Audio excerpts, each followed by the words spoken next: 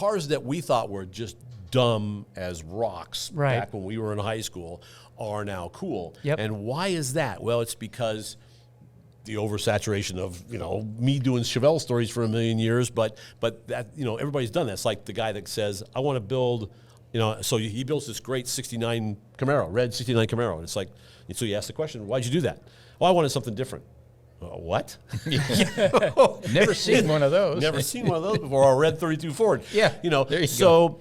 But at the same time, it's like, okay, so now all of a sudden the wagons and El Caminos and just or people building fandom cars altogether. And it's it's always been wheels, tires, and stance. Wheels and stance, and it still is. And and you're seeing a lot of cars come out with just still a wicked stance. I mean, they're getting lower and lower, but they're still drivable.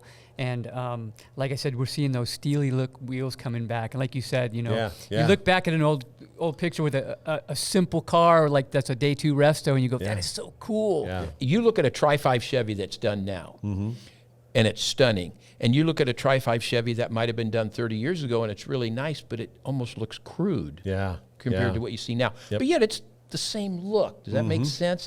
But it's just smoother. It just looks better. And that's a function of imagination, modern tools, modern materials. And execution. Absolutely. Absolutely. Hey, welcome to Car Guy Confessions, brought to you by ARP. I'm Jeff Smith. This is my car buddy Cam Benty and car builder Steve Strope, and we're going to tell you some stories. So welcome to another episode of Car Guy Confessions with Jeff Smith. I have 2 special guests today, both good friends of mine. This is going to be like all media thing here. This is really kind of fun. So I have Brennan over here, who was the editor of Street Rodder for many, many years. How long were you in the business? When did you start? 1971. 1971. Yikes. Okay. Thank you. Yes.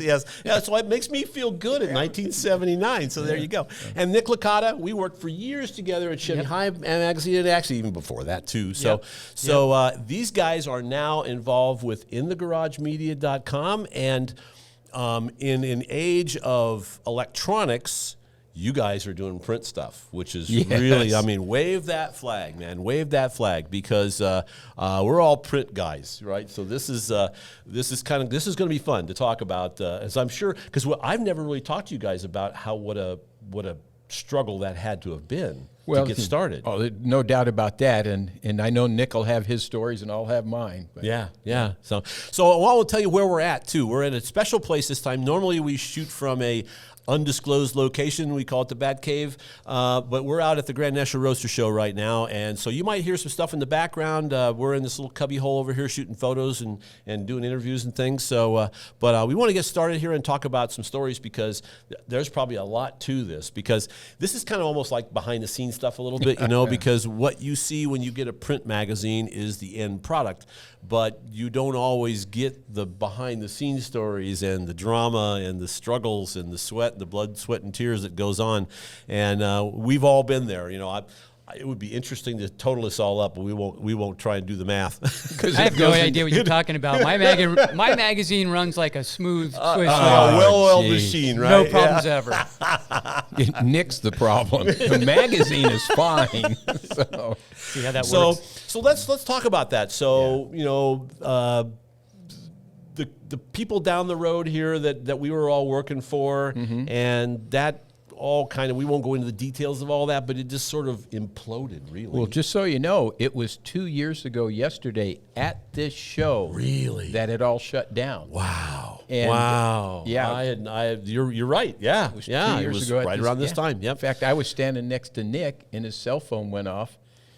And he started laughing. I said, I better not look at mine, because we knew it was coming down the road. Sure, you knew it was coming. But, they just shut a whole bunch of magazines down. 19 books. And that was really a black day, because I would guess all of them were making money. Making money is a subjective term. It is. But the group that Nick and I were in, which comprised of Street Rodder, and Nick was on Chevy Performance, and then of course there was Super Chevy and classic trucks. Right. Yes, they were making money, and they were making a fair sum of money. Yeah, but which was even more shocking because it's like, so obviously there were probably business decisions why that was done, and we won't go into all that. But so then they kept you guys on for a while. Yeah, they did. They gave everyone the option of staying or leaving, and if you left voluntarily, you got a package and all that sort of thing. And Nick, I think that's what you did, didn't you? Yeah, I took the severance package and left, and I was pretty convinced that I was going to be out of this industry for good. Yeah, because it was a scary time. Well, it was, and we didn't know what was around the corner, and I was looking for a job, and at this show, like Brian said, it was at this show, and I started hitting a bunch of people up, and I started getting a bunch of work like the same day, and I'm all, this is easy. And clearly that comes from the relationships with the people you're working 100%, for. They know you're a stand-up guy. They know what you're going to deliver. So it's an easy deal. Yeah. Well, the scary part was, and I think Nick will back me up on this, yes, there was a bunch of us standing out there like lost kids, okay? But it was all of the manufacturers who were our advertisers. Yeah. They got a hold of us, and you could see the eyeballs were this big, and there was some fear in their eyes, like, where are we going with all this? Yeah, because, this is something that maybe people out there don't really realize, but the magazines were really producing the material that was educating the customers about the product. Right. We do the feature stuff, and we do all the fun stuff too, but a big part of this, it was the technical side of it, and all of a sudden, that went away, and so they're all, big eyes like, well, how are we going to produce this? How are we going to get our word out there? And that was it still really is a big challenge. Oh, it is. For them. It was, if I remember correctly, that was something like January 25th, and then on Friday, March 13th, notice that good timing there. It was also the day the governor of California shut the state down. For COVID. We started in the Garage Media, which was, in the beginning, it was 2 bi-monthly books. It was Classic Truck Performance and Modern Rotting. Now, Nick was in the wings because we knew we wanted to do a 3rd book, and it would be a Chevy book. Sure. But financially, we just couldn't quite pull it all together. So my partner, Tim Foss, we kept working together, and Rob Fortier was with us from the very, very beginning. He did the truck book. I did Modern Rotting, bi-monthly. We got to December. Nick, what was it? About October, November, you came aboard behind the scenes and started putting the Chevy? Yeah, and before that, I was doing some online stuff for you and doing some social media type stuff and just kind of getting the ball rolling with All-Chevy Performance, at least from a digital side or a social media side. And then they decided that January 2021 would be the first issue of All-Chevy Performance in print. So this book right here, right? Yeah. And this is it. This is a year old, and this is the January 2022 issue, and it is 1.5 inches wider and 1/4 inch taller. Yeah. So that was our present to everyone for our 1st year anniversary. Yeah. Now you laugh when you talk 1/4 inch, 1.5 inches. But when you see the layouts and whatnot, wow. Yeah. And the art department. And the papers. Sure, the paper's spectacular. Yeah. It's no longer one of those things where you hold it up to the light and you can see light through it. Well, you read the other page. You can read the other page and backwards, there were some bad old days when that was done, and all the condensing down of sizes and all that kind of stuff, which just always made it so difficult. So those are all the little things that nobody thinks about. Right. Although tactilely, though, people will notice. I mean, over time, you take a little bit, you might not notice. Right. But if you look at a magazine from 1970 or 80 or whatever, it's a bigger package. The paper's good, and then you look at a modern magazine from today from one of those other companies, and it's thin. It's thin, and it's flimsy, and we like to refer to it like this is the new LP. Like albums are coming back. Print is coming back. Exactly. If you make a product that is quality and good, and you can get your hands on it, and it has some substance to it, we think it's going to work. And a friend of mine said this to me that I had not thought about before, but it's absolutely true. It said, with print, when you're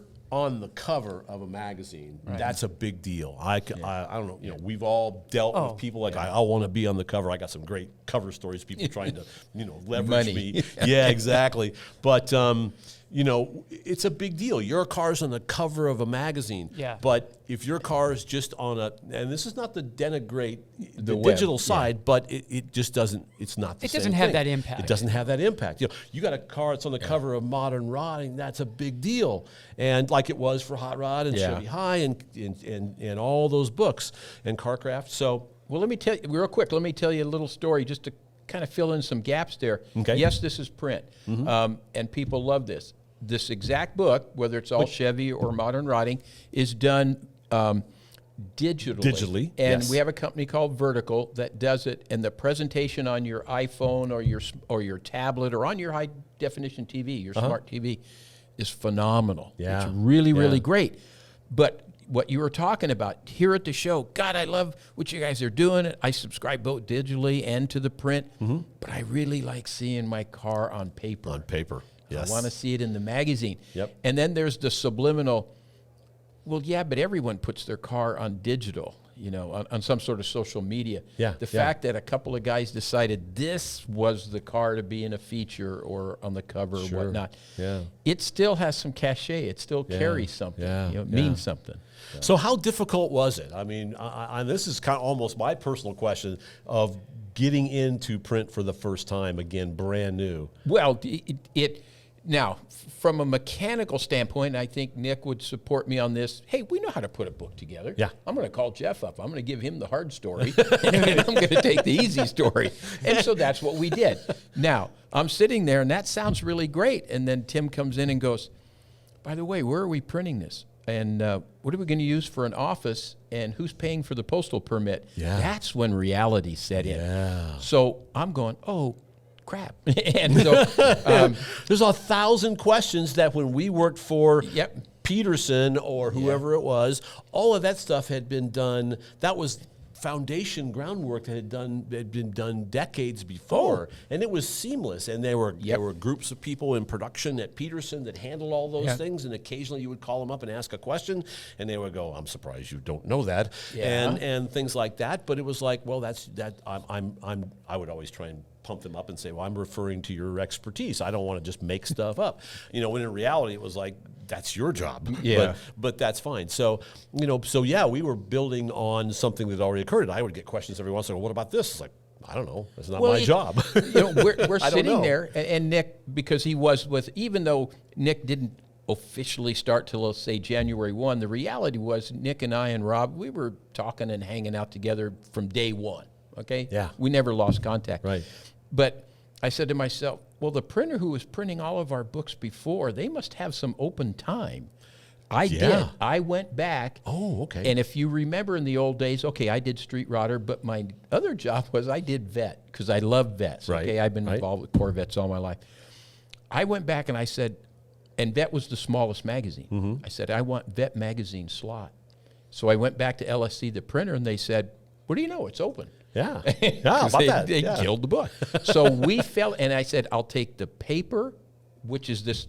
See, Vet being the smallest book, but Vet dealing with a more of a highbrow audience. Upscale audience. So it was the only book that had the really good paper and cover of all of the books we did. And I knew that because it was in our group. Sure. So I just went in and I said, help us. We're brand new. We're in a panic. And they said, okay. Because of what happened to them, they were looking for work too. Sure, absolutely. So basically, I took the slot that was Vet magazine, took their paper, took the whole thing, fell into the niche. So that made it a little easier.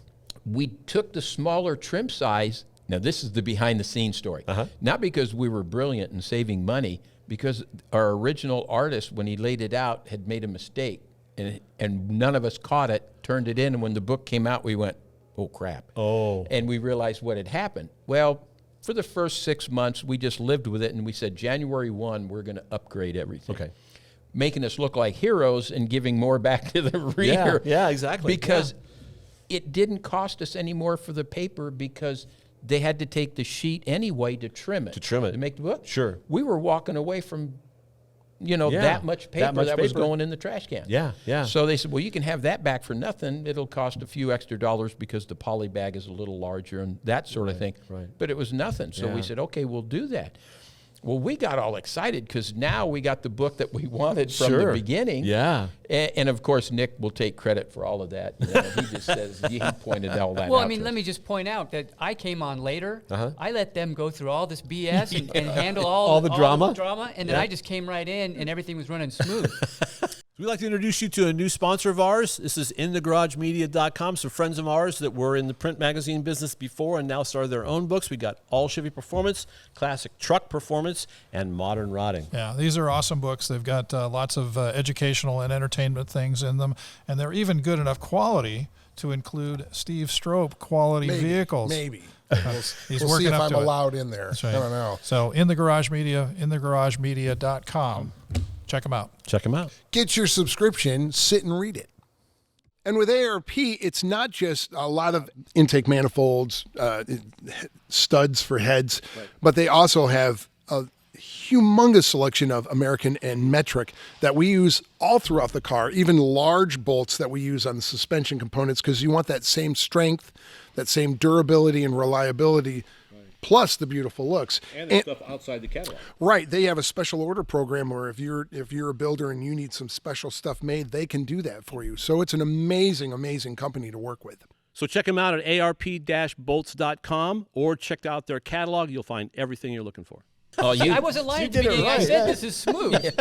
Maybe not for them, but for me. I think it's important to note, too, because I went back to Crossroads Press when we were being published back in the Midwest, and got a chance to look at the plant. Yeah. And they bring in paper as big as this rolls in the size of this room, and they weigh tons, hundreds, probably dozens of tons. Yeah. And it was like, my eyes were this big, and they're like, because we noticed when we pulled in, there's a railroad spur. Yep. What's that for? Oh, well, that's what we need to bring the paper in. Yeah. And papers, and if you have a collection of magazines, you know that paper is very heavy. So, man, I don't want to know how many hundreds and hundreds of pounds of stuff that I shipped back to Iowa when I moved back there just recently. It was all my magazine collections, And you need your head examined. I mean, all of us do. Why are you doing this? Shipping And I'm picking these boxes up and thinking, but I saved my Chevy Highs. I saved my Chevy Highs, my Carcraft, and my hot rod. The rest of it, I'm not going to bring those. But No, it was all of those kinds of things, and then dealing with the post office. Now, mind you, we did this when the country was just embarking on this whole COVID thing. Yes. And so on top of everything else. So we had companies that were shutting down. They weren't doing business. Our paper, and many people may not realize this, but most of the paper that's used in printing all of the magazines comes from Canada. Now, Canada had shut their borders down. Yeah. And so now that was a problem. Ooh. And then they get to the printer. The printer, all of a sudden, COVID went through there like Sherman through the South. And they had all kinds of employees out of work. And they couldn't get them back. And instead of running 24/7, they were lucky to get 2 shifts together. Wow. Now, that doesn't sound like a big deal until you realize you're taking 3 shifts worth of work, trying to put it in 2. Yes, that's 33% more work. Yeah, and then the post office went absolutely upside down come November, December, and many of you may remember that. I mean, it would take you 2 weeks to get a letter. Yeah. And packages was that was just a wing and a prayer. Right. So and postage is a big issue. Postage has gone up 4 times in the last year, and I don't mean by a penny or two. I'm talking about 25-30% at a whack. Yikes. And it's really gotten heavy, and paper has done the same thing. Yeah. And the funny thing is, people go, well, it can't be that bad. And I said, no, what you don't realize, it's the box that these magazines have to go in. Yeah. Amazon, because their business went ballistic during COVID, has consumed every box in the known free world. Really? So the paper companies were being pressured to produce more boxes, and this work was getting squeezed and squeezed and squeezed, and deliveries that were available were going to the boxes, not to the magazine. And then I didn't have a box to put a magazine in to ship it anyway. And so it was crazy. You got to be kidding me. It was stuff that never should have ever happened, but it did. Because of it's all the stack up of all the things that are happening. We've all seen what's happening off the coast here with all of the freighters that are stacked up. Yes, which is the fault of the state, even though they're not going to admit that. They're not going to tell you that that's what their problem was, but that's exactly what happened. So, so despite all of this, You guys have produced, I mean, fantastic magazines, Well, we're having fun, and it looks really, really good, and that's the big thing, because it's kind of like, like you said, like the return of albums, right? Yeah, it's like we're not really dead. Print is not dead. Although some people will claim that, and I've seen people claim print is dead, and I'm just sitting here waving, going, "Hello, we're over here, and we're not dead." And we've been doing this for a year and a half, 2 years almost, and a year for this magazine, and every day, every week, we're getting new subscribers. Excellent. And on top of that, as you know, being a magazine editor, the only emails you get are negative. Rarely do people tell you how good you're doing. Rarely do you get the pat on the back. So we're getting emails that say, "Hey, thank you for bringing this back." And it was real easy because, I mean, the magazine's called All-Chevy Performance. The magazine I was on before was called Chevy High Performance. So there's not much deviation on what I do. I mean, I use pretty seamless. Right? It was seamless. Yeah. And when I called you and I said, "Hey, I'm coming back, and we're getting the band back together, as it were," and all the freelancers that I used to use before that with the other magazine all came on board. You, Wes Allison, all the guys that we used that I thought were the best guys in the industry were, and I'm thankful for. Thank you for you guys for coming back. And it was, like I said, it was seamless. And the emails go back and forth with ideas, and you and I email all the time. "Hey, I got this idea," and it just makes it kind of fun to do this again, and it makes my job easy. And like I said, I tend to skip out on all the dramatic stuff that Brian talked about because that's just how I roll. No, that's just because he's a pain in the butt. That's why he won't do anything. So, no. And I think Nick will back me up on this. Back in the magazine days when things were going, you would run around, get your stories, and you do this, you do that. In the COVID area, when he and I started, everything was shut down. It was much more difficult to get things. I will say this. Thank the good Lord for the electronic equipment we have, because how we've been able to gather photos and information. That would have been in the old way. Oh, Imagine relying on people to process film. Oh, no. It's it at the time it was a hassle, right? When we were transitioning to digital, and they were really tiny little cameras, Coolpix, remember the old Coolpix? And they weren't, and the big deal when we first started doing digital was you can't run a complete full photograph in color on a Coolpix camera, and we did it for like months until we just didn't tell the company we'd done that, and things like that. So, but now looking back at it, in the old days of print, when you I mean, we should maybe talk about that for a minute. Because wait, let me give you this quick story. Okay. Because remember, I'm old. Yes. Cool. When it comes into the we gotta hurry. If I don't get it, it's gone, baby. It was back in September of '99. Okay. When the first digital cameras came out. Okay. And it was a little Minolta. Okay. And we shot a photo, and remember, 900 kilobytes was a big deal. Yes. All right? Yeah. Now, to give you some point of reference, Nick helped me out on this, but a car feature can be anywhere from 24 to 150 megabytes now. Depending on the camera and the photographer, how they shoot it. Yep. There's some guys that send 80 meg files for one image. One photo. Yeah. Now, we're talking 700, 800 kilobytes. Right, okay? right. Which is 1/10. Okay. Yeah. So we're getting this, and we actually did it in September of '98 in Street Rodder magazine and didn't tell anyone. We went to the art director, and he says, "Where are the photos?" And we said, "They're right here." And he looked at them digitally, and he had no idea what to do. And I said, "Think of it this way. Normally you would scan this, you'd put it through your Lucy graph, whatever, you'd scale it, you'd put it on the layout, and you'd then turn it over to the production department." Yeah. We're skipping all that. Yeah, we skip all that. Take this digital image and go right to film with it. Yeah. This will never look. I said, let's just try it. Yeah. I'll take the heat. Yeah. To this day, people don't know we did it. They cannot tell me what story it is, and the issue came out and just the company realized very quickly, look at Yes. how much money we're saving, right? Because Yep. we don't have to do all these interim steps now, Yep. So, and we never saw any of that money. It's like, well, okay, so give us that money on the editorial budget. You just saved it on production side. Oh, no, we can't do that. Do you want to know what the money savings was? Oh, I have no idea. Well, I can tell you. Yeah? Because I was on the digital camera changeover crew. You know, Okay. And we went to Nikon, we went to Canon, because remember, the companies bought us all this equipment. They did. Well, because, and again, we'll bring Marlon Davis up. We just lost him here recently, but I remember having a conversation with Marlon. Marlon says, well, I'm gonna go buy a camera. I said, don't do that. Yep. He goes, why? And I said, well, no, I've already figured out what I want. And I said, no, please, Marlon, don't do that. Put this off for a while. He goes, why? I said, because we're leveraging the company. Because right now, because in the past, they expected us to buy all the film camera stuff. Right. And that was okay. But so the company's saving all this money. Marlon, don't do this. And I said, because if you buy in and you start generating this little stuff, then that makes it tough for the rest of us to hold out. But if you're with us, then it's this will work. And they worked on us for 3 or 4 months, leveraging us really hard, and then they finally caved in, which was good. So yeah, it was. Are you ready for this? On average, for the what we'll call the big books, let's say it was Hot Rod or Carcraft or Street Rodder or the Truckin' magazines or the Chevy books. Yeah, $500,000 per book. Per book. Per book was the savings, and they did all the money figuring out, okay, this is what film costs, this is what processing costs, this is what prints cost. Yeah.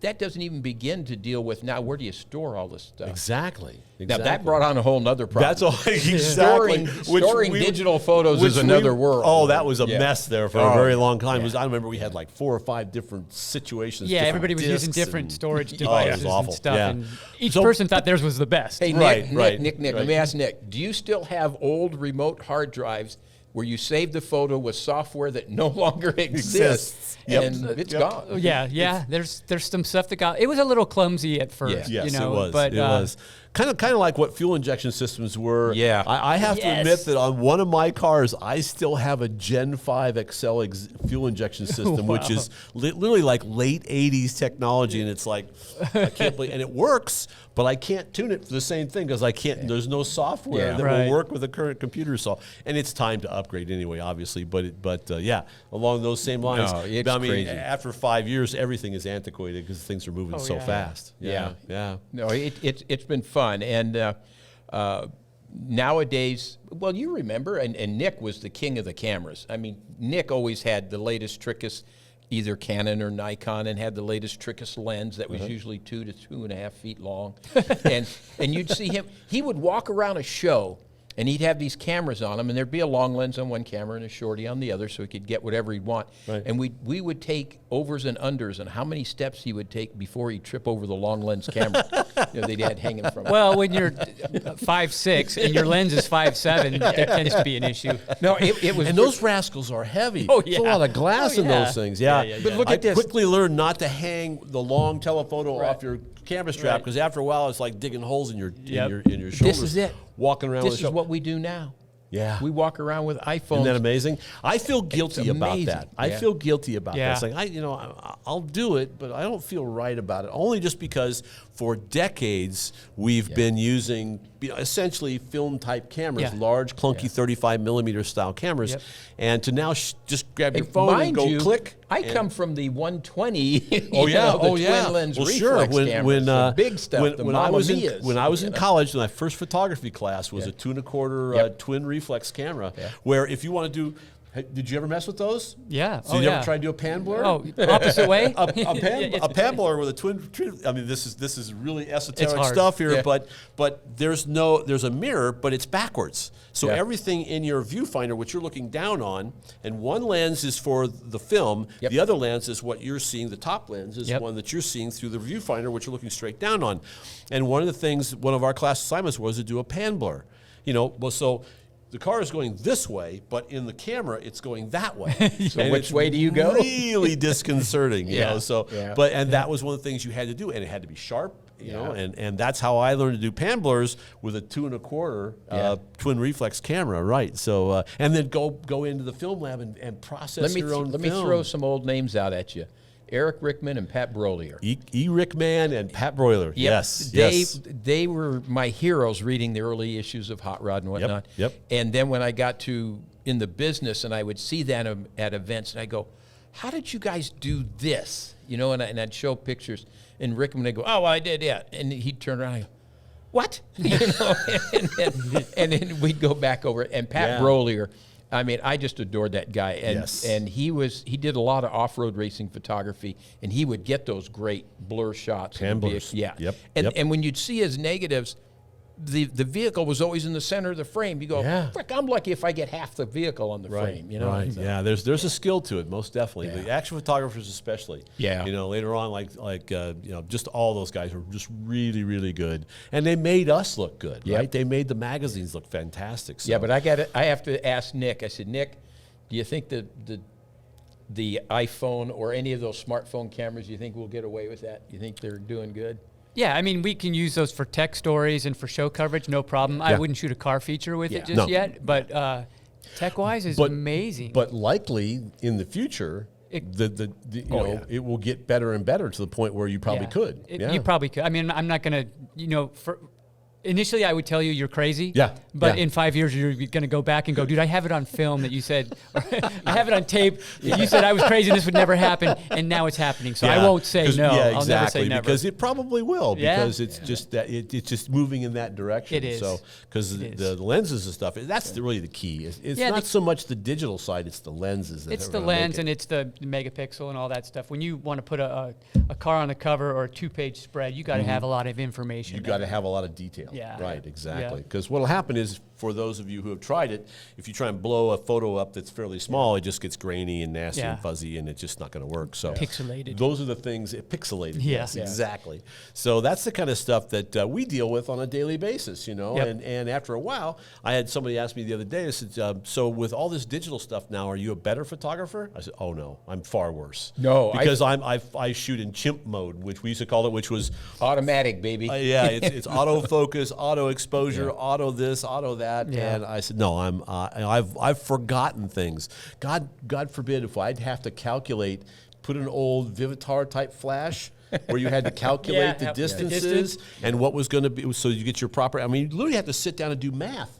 To figure out whether this was going to actually work for you on a night shot, where you're on the starting line. Do I have enough flash for this? I have to sit down and do the math. I remember, guys, when I first started doing drag race photography, you'd see all these guys on the starting line, and all at the same time when the top fuel cars would fire up, like 10 guys would put their light meters up like this at the same time.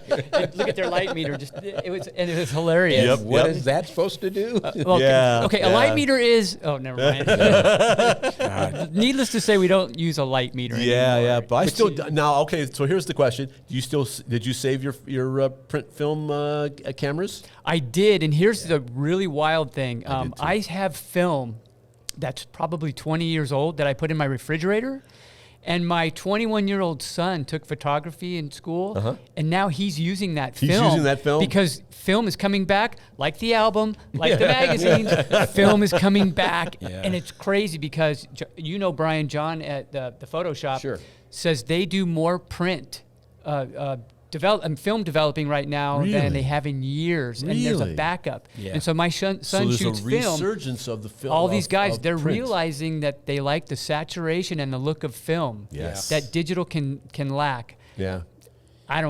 I don't see it. My eyes are too old. I can't tell the difference. But it's the cool thing is you're not an artist. Probably Nick. some you're of not that an is artist. Exactly. So, but I'm sure there are images. It's kind of like the difference between analog albums and a digital album. It's always fun to do that. If you've never done that, do that sometime. Play the same song digitally and then on an album, and you can hear it. You can tell. Hear the difference. It's richer and smoother.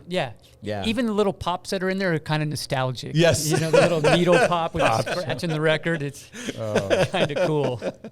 What's really fun is nowadays, so much of the historical film, the pictures have been digitized. They're now on a digital, and they're in a bank somewhere, and you download them. And I sit there and I'll look at a photo of the Grand National Roadster Show where we are from the 60s. And I'll look at the car that won AMBR in 63. I'm looking at a digital photo of a print that was shot with a second camera. generation. But I'm going, it's just crazy, and I love it. It's great. It's great stuff. So shifting gears just a little bit, do you see any new trends in the street rotting part of things that might be fun to talk about? Well, I think when you say trends, I think you have to step back and realize that street rotting is no longer just pre-48 cars. Right. Okay? It now goes up into the 50s, 60s, 70s, and we're even starting to take a little bit of a look at some of the 80s cars. Okay. And Nick will address it his way, but he's got a much larger palette to work with. Sure. He's got so much more going on because he's got a larger year, band to take. Yeah. But what we're seeing is, first off, the first thing we're seeing is the quality of work that's being done is on another level. Yeah. I mean, absolutely another level. It's astonishing. What happened was there were in the early days, there were all these handcrafted cars, and guys made things, and they whittled things with tools and some what we would call arcane machinery and that sort of thing. Then the CNC machine came on site, and then everyone just bought aluminum and cranked out all kinds of pieces. All kinds of billet pieces. Yeah, and there was a rough edge to it. It was fascinating. It was fun at the time. Now what I'm seeing is guys are taking this same method. They're using CNC machines, but now the parts that are coming out of it, they have a softness to them. They have a beauty to them. They look like something you almost you like work, jewel-like. Yes, you work with your hands. Yeah. And so that's the jump that I'm seeing. Okay. We are now taking the best of the old world craftsmen, and they're just younger guys now. And they're these craftsmen, but they've got all these amazing tools to work with. Yeah. And now their imagination just goes off the deep end. Sure. Because they can do anything. Yeah. And that's what we're seeing out right. here. You're only limited by your imagination. Right. Now, Now, as far as style of cars, well, I think the traditional look has come back. That probably started a good 10 or 15 years ago. Okay. That is coming back. But when you see a traditional car done today, you realize it's head and shoulders above what was done 50 years ago or 60 or only 30 years ago. Yeah. And that's because of the equipment the guys have to work with now. So we're seeing that. Believe it or not, paint products have gotten so much better that now when we look at paint, we're going, man, I don't ever remember it being this deep, this smooth, this almost liquid. Yeah. You know, they're just really stunning. So I'd say paint has made huge advancements. The ability to use the tools, that's made big advancements. So the style of the cars, everything goes around, comes around. Right. So we're seeing old styles come back, but we're seeing them done in the modern era. Yeah. Yeah. You look at a Tri-5 Chevy that's done now, and it's stunning. And you look at a Tri-5 Chevy that might have been done 30 years ago, and it's really nice, but it almost looks crude compared to what you see now. But yet it's the same look. Does that make sense? Yeah. But it's just smoother. It just looks better. Yeah. And that's a function of imagination, modern tools, modern materials. And execution. Oh, and execution. Absolutely. Yeah. Absolutely. Yeah. So that's what I see happening. And, today is the Grand National Roadster Show, but just now at Barrett-Jackson, the big auction that's going on in Scottsdale, they just awarded the Barrett-Jackson Cup this morning, and there were 5 cars that made the finalists and whatnot. The car that won the Barrett-Jackson Cup was the 2019 AMBR car winner here. Really? Which was the old 1936 Ford Roadster, now belongs to Bob Johnson, belonged to George Poteet then. Okay. And Eric Pratt, Pinky's Rod Shop, built it. You go, yeah, but that's an old 36 Ford. I'm not into that. Because it was going up against, some later model Galaxies, some Pontiacs, and, some Camaros, other style cars, more modern cars. But when you look at that, you realize, wait a minute, that's not a 1936 Ford. There's some incredible imagination and work, craftsmanship. It's a 36 Ford in name only. In name only, yes. And so that's going on. And like I said, the car that won here 2 years ago won that award down there. So we're seeing that. I think it's good. I love 55 Chevys. I love 65 Chevys. I love 32 Fords. And I like seeing the cars coming together at events. I like seeing guys who like 55 Chevys or 32 Fords, 2 different guys, they're talking to each other about their cars. Sure. Because I can tell you right now, that guy with the 32 Fords looking at the 55 and going, I bet I could use that. Yep, exactly. And the guy with the 55s doing, I love that. The coming together of the styles is absolutely what the hobby needs. Yeah. Absolutely. And this is the 90th anniversary for the 32 Fords, Yes, and, it and is. they're celebrating that here at the show, so that's very, very cool. Yeah. In fact, they got a couple of 100 cars right out here right now that are 32 Ford Roadsters. Go ahead. So anyway, so on the Chevy side, do you see something? I mean, I asked someone else this question. I'll ask you this question: do you see a resurgence in Pro Street? That's a great key. The resurgence is a great keyword there because we're seeing a resurgence in Pro Street. Although it's a little bit different than it was before, where the cars are actually drivable because of the technology. Right. I'm seeing a lot of day 2 restorations coming out right now. I'm seeing a lot of gassers coming out right now too. Yeah. And Pro Touring is still big. Yes. All that stuff is still big. But it's neat to see guys. And we talked to somebody else earlier, and they said they're selling a lot of small block parts. Yeah. So a lot of guys are building small and carburetors. Going back to carburetors and so small block Chevys. There's that word resurgence, So and we're seeing that. It's that kind of almost like a backlash to the LS kind of thing, right? Yeah. Everybody jumped on a certain thing, and so then it became saturated, and then it's like, well, I want to do something a little bit different. Well, that little bit different is a gasser, is a day 2 resto, and they're done really nice. And if you look at the wheels, high-end wheel companies are building Steely style wheels in 18 and 19, but they've added a lip to it so it looks like a 15. So it doesn't look as big as it is. In fact, my high school car that I'm currently put back together that Santini just finished for me, and I got it painted, and I shipped it back to Iowa, and I got to start working on it here pretty quick because my high school reunion's coming up in about 6 months. Your 20-year reunion, right? Yeah, 20 plus 30 more. And Scott Sullivan and I were talking about wheel packages, and I said, I saw this illustration that somebody else did on Facebook. It was a 67 Chevelle slammed on the ground with Steelies and dog dish hubcaps. Yeah. And I said it wasn't, perspective-wise, it wasn't a 15-inch wheel. It was probably closer to a 17 or an 18. Yeah. But he was like, oh, yeah, you can do that. And it's like how we've gone full circle. Because when I bought that car in 1971, it had stock 14-inch steel wheels and dog dish hubcaps. And I thought, this is really cool. Why do I like this now where I hated it before? It's because nobody does it anymore. And so that's come full circle. And it turned out that a 67 hubcap I actually like a little better than the 66. It was kind of funny. So there's that. And that kind of feeds into the whole concept of the fact that the cars that we thought were just dumb as rocks back when we were in high school are now cool. Yep. And why is that? Well, it's because the oversaturation of me doing Chevelle stories for a million years, but that everybody's done that. It's like the guy that says, I want to build, so he builds this great 69 Camaro, red 69 Camaro, and it's like, and so you ask the question, why'd you do that? Oh, I wanted something different. What? Never seen one of those. Never seen one of those before. Or a red 32 Ford. Yeah. There you go. But at the same time, it's like, okay, so now all of a sudden the wagons and El Caminos and just or people building fandom cars altogether. And it's it's always been wheels, tires, and stance. Wheels and stance, and it still is. And you're seeing a lot of cars come out with just still a wicked stance. I mean, they're getting lower and lower, but they're still drivable.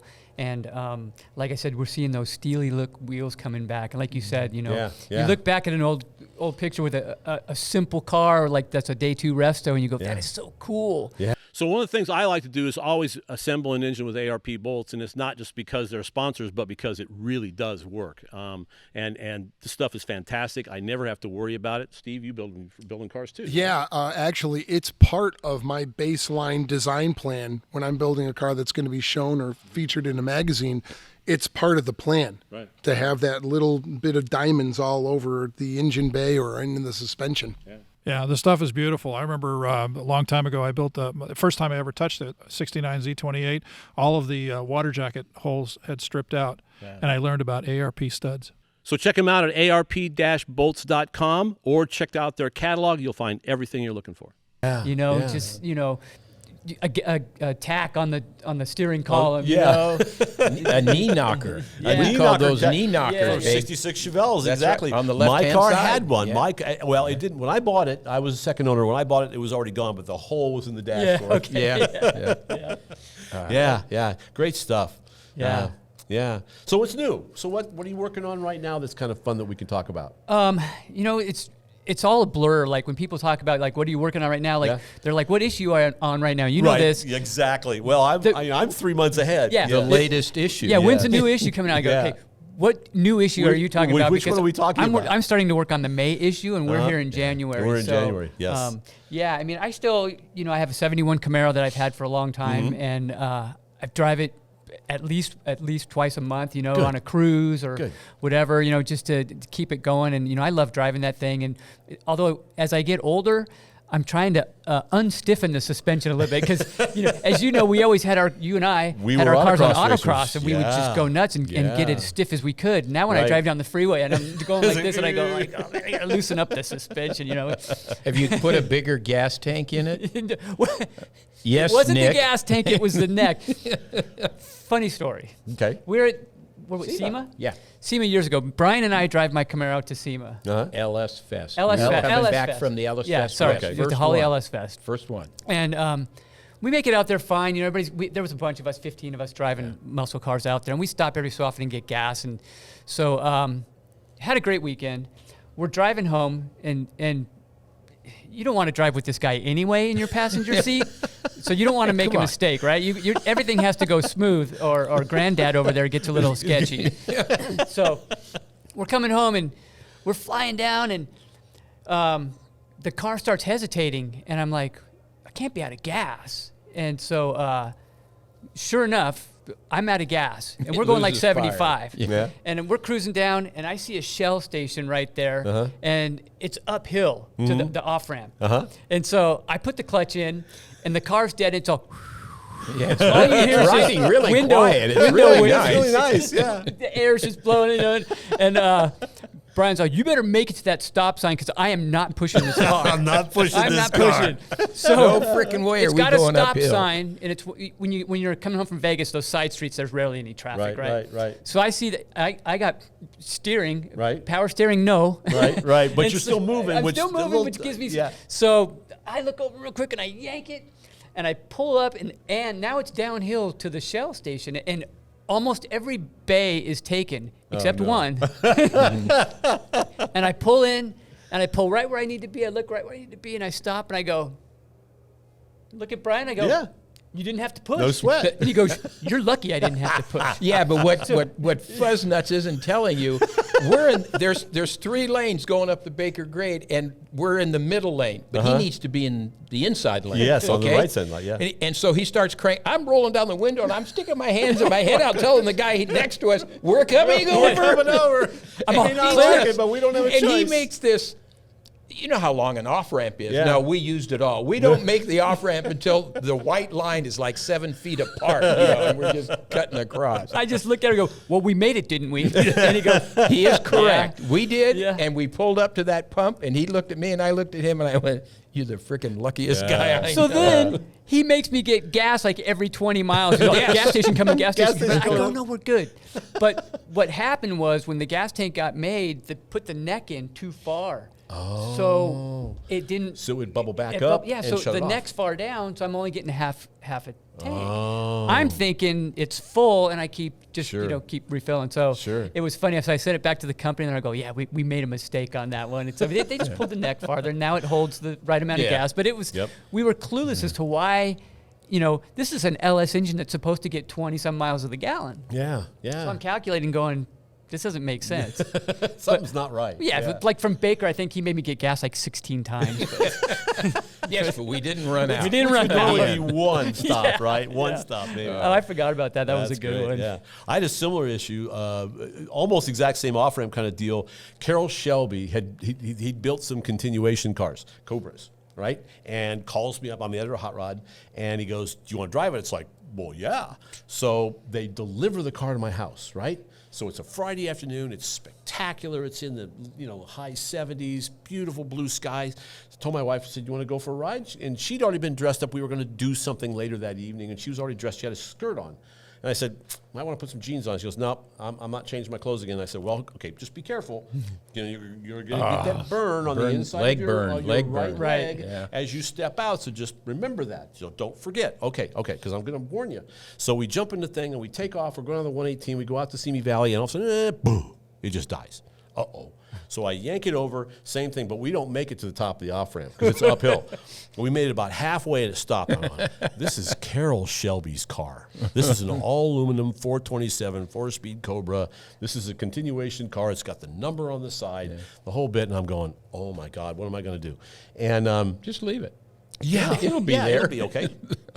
And we're there maybe 5 minutes, and we're talking about what we're going to do. I tried to push it uphill. That wasn't happening. And patrolman pulls up, gets out of the truck, and I'm thinking, oh, good. I don't own this car. I have no paperwork that says that it's okay for me to drive Carrol Shelby's car. License. Patrolman comes walking up and says, that's a real Cobra. And I said, yes, it is. Can I show you something? I'm going to reach in my pocket and grab a business card. And he goes, okay. I pull out my business card, editor of Hot Rod Magazine. I said, not only is this a real Cobra, this Cobra belongs to Carrol Shelby. He goes, we got to get this off the off-ramp right now. I went, thank God. I have a true believer, right? Yeah. So I said, but we're not going to push it with your car, are we? And he goes, no. So I put my wife in the car, so she steps out. I still to this day hear about that. There's a mark on the inside of her right leg on her thigh, and it's you did it to me. And you told her. So I warned her. But anyway, so he and I get behind, we push, and we get to the intersection. He jumps out real quick, stops traffic, and pulls his car out there, and then we just push it downhill to the gas station, and then we just got towed home from there. But yeah, same kind of situation, and there was no drama. And what it turned out to be was one of the points had slipped on the dual point distributor, ground it out, shut the ignition off. So had I known that, I could have probably fixed it with a screwdriver, but I wasn't. I just think you're lucky you didn't have Brian with you, because you would have never heard the end of it. Wait a minute. This is what I put up with every day, right? This is what goes on. Okay, can I tell you my Carrol Shelby story? Okay, because it's along those lines. Yeah. Way back in the mid-'70s, Ford came out with the Mustang II. Mm-hmm. Remember what a fiasco that was? Yeah. Okay. Ford has a big press day at Ontario Speedway, when it was still here. And they had a track set up, a little like slalom thing set up, and you went through, did a deal. And then the very end of it was you went into what simulated a garage, and you had to stop as close as you could to something, and then you got your time, and then that distance, and whoever wins. So we go through it. Carrol Shelby rides with me. Wow. And we go through it, and I set best time. Yeah. And so everybody, hey, Brennan, you got lucky and all this. I'll remind you, I was only in my 20s. Okay. So I was a lot younger. So we get it all done. Carrol gets in the car, and he goes, let me try. So he gets in. I go, can I ride with you? And he goes, sure, jump in. So we're in. He takes off. He does his deal. Man, this is cool. But his time's not as fast. He goes, let's try one more. Now it's like the race car driver is coming out. I know where this is going to end. I banged my head off that side glass so many times. It's still soft, And we get to the end, and he sets best time for the weekend, among everybody. Sure. Now, all of us idiots, of course he's much better than that. But they had a few notable Ford drivers that were out there, and they were setting some really nice times. But it was just fun to see that competitive juice in a guy who really knows what he's doing. Yep. And it was just amazing. Yeah. It was just amazing. Yeah. That was a fun story. So that's the cool part about what we did or what we do is with a chance to meet all these people and interact with them and get to be friends with them. And it's a lot of fun. Yeah. Speaking of fun, let me go my quick story. Okay. And this isn't Carrol Shelby. It's another Brennan story because I have so many of them. So we're at El Toro. We're setting up an autocross track at El Toro. Okay. I know what he's going to say. We have to set this up. So El Toro is the old Marine Corps Air Marine Station, base. Yep. And which my dad used to fly out of. Okay. Yeah. A4s out of El Toro. So when they shut it down, so when I was in the Naval Air, the PAO office, I worked out of there as well when it was actually a functioning base. Okay, MCS El Toro. Okay, so now that we're done with the old guy talk, so hey, come on, you got to stay with me on this. I'm setting up an autocross course because we do a lot of testing. Like you said, El Toro Marine Base, they started leasing it out to companies because they have all this asphalt, and open space, and so we set up an autocross course. And so I'm setting it up, and this goes on for months, and I get this cool autocross track going, and we're marking it, putting the cone out, spray painting it, and he's with me, and I go, Brian, I think I got the autocross course finished. And he goes, well, let's go for a ride. And I have a 2002 Camaro. You remember the black Camaro I had? Black Betty. And it had all kinds of suspension goodies on it, LS3, and it was just a fun car to drive. Global West car. Yeah, it was. Yeah. It was badass. And I had to sell it because I went too crazy with it with long tube headers, and California's all, no. Oh, you can't do that. Anyway, do that. I go, Brian, get in. I think I got it. So we're going to the autocross course, and Brian's in the passenger seat. Again, my co-pilot, who gets pissy when we run out of gas. So we go through the course. We're 3/4 of the way through, and Brian is like this, and he's kind of turning a little yellow. I'm not noticing because I'm focused on what I'm doing. Focused on driving, sure. And I get through the thing, and I look at the time that, we have timers set up. I'm like, whoa, we did a minute, whatever. Yeah. And he gets out of the car. No, Nick, you got to stop right now. You got to stop. And I go, okay, I stop. He gets out, throws up, completely throws up, blah, blah, blah. And I'm looking over, and I'm inside, I'm laughing, but then I'm kind of feeling bad, but then kind of not. And so this is my friend. This is my friend. Throws up, gets back in the car, and I go, are you all right? He's all like, I was all right. Let's go. Yeah, let's go. Okay now. So, like a champ, he's all, let's do it again. Yeah. But it was just so funny because I've never seen anybody tell him what we ate before. I was going to lose like at the Mexican restaurant or something? Yes, we got some crazy, burrito upside down with bacon stuffed in the sides. And, I was fine. Yeah, he was fine. You're always fine when you're sitting in the left seat. When you got your hands when on the you're wheel, on the left seat, you're in fine. control. It's okay. Oh, that was hilarious. But he's right. We really did have a good time. Nick had the course set up, and it was just fine, and we get it all done, and then, we'd make some passes to check it out. We did that for a year or so. Yeah, we did that for quite a while. It was good. Yeah, it was really fun. good. So one last story. So our relationship here of stuff. So good guys would have an editor's shootout at Del Mar every year, and generally you would drive 3 cars and then combine the times, whoever had best times. I think you beat me 3 times. I don't think remember, you won but 3 times, and I finished second a couple of times and third once. And then so the next year, it's like I heard through the grapevine you weren't going to be there. And I'm thinking, I got a shot at this, right? So I'm driving my El Camino down there, right? I get not even a third of the way there, and it dies. Now, I won't go into what happened. It was a simple fix, but it dies. So I got a call, AAA, and they drag me home. So I jump in my other car, so I'm zooming down there. I'm thinking, okay, I'm going to miss this whole thing because they did it at lunchtime. Mm-hmm. And my friends are all calling me, where are you? Where are you? Right? Well, I had problems. And, So anyway, long story short, I get there, just roll in the parking lot, throw my money down, run as fast as I can because it's only about 12:30.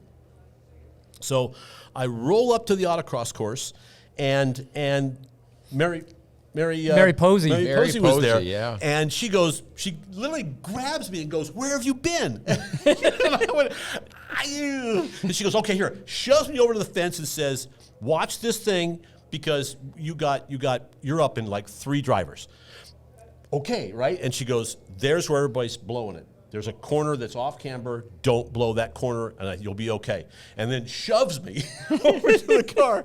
So it was a front-wheel drive Focus, I think, that year, and then it was Detroit Speed's Mustang, which was really high-strung. Yeah. And he would ride with me. Yeah. And then the third car was a Camaro that was it Brett Vocals the air ride. The 68 Camaro. Yeah. Right-Tech Camaro. Camaro. And so, its tongue was hanging out because it was hot. And I'm looking over there and it's steaming and there's just smoke coming off the brakes. And I'm thinking, oh no. So I thought, I'll take the front wheel drive car first because that's how I learned to drive was in front wheel drive cars, autocross. So jump in that thing. And then the second car was a Detroit Speed car, and he'd tell you how to drive it. Yeah. Right? I said, okay, no problem. 3 bags full. So I run that car. So then I run over to Brett, and Brett's going, I don't know if this thing's going to start. I mean, its tongue it's rung up. It's bad. And I went, well, can we push it? Because I think it had a manual transmission. I'm pretty sure it did. Yeah. And and he goes, well, yeah, if we have to, I guess we can. And so my buddy Tim Moore comes over, and he'd been watching this whole thing. And he walks in, and I'm buckling up, and he sticks his head in the window and says, not to put any pressure on you, but I've been watching the times. If you don't F this up, you can win this. I was like, dude, that's not what I needed to hear. And he goes, yep. He walks away, right? So okay. So they roll me up there, and I make a pass, and I won it. And, all right. I won it. That's the only time I ever won the editor's shootout, and it was because you weren't there. You're welcome. I've got a lot of stories where when Nick doesn't show up, everyone's happier. A lot of good things happen but for other kinds people. of things, So we could do this for another hour. We really, literally could. Okay, cool. Okay. But we're here at the the Roadster Show, Grand National Roadster Show. I almost said LA Roadster Show. I know. That's June. that's a long time ago. But Roaster Show, we really want to help recognize these guys for helping us out here, giving us a little cubby hole to shoot in of. It's really a fun deal. And thank you, Nick, and thank you, Brian, for coming here. Jeff, thanks for having us. We really appreciate it. Yes, We yeah, really it's do. been a lot of fun. And we want to thank ARP-bolts.com. Our friends at ARP do a wonderful job of all that stuff. And I know they're working real hard. They're telling me that the demand is huge, which just shows you how good their product is because they can't build them fast enough. No. But that's okay. So they really don't need our help right now, from advertising standpoint. But we want to recognize them because they just make our job a lot easier. So thanks for coming along with this little ride. We had a great time, and thanks again to you guys for being here. One more shout out for ARP because man, they helped Nick and I tremendously. Yeah. Yes. Remember, Thanks to those guys. ARP is sponsoring America's Most Beautiful Award here, right. That's and they right. sponsored the Sloniker Award the here. Sloniker Award, too. So we got to give those boys kudos. Absolutely. Bob Florine Absolutely. and Rasky, they are just our buddies. They do a They're fantastic job. guys. Yeah. So thanks again for coming along with us, and we'll see you next time.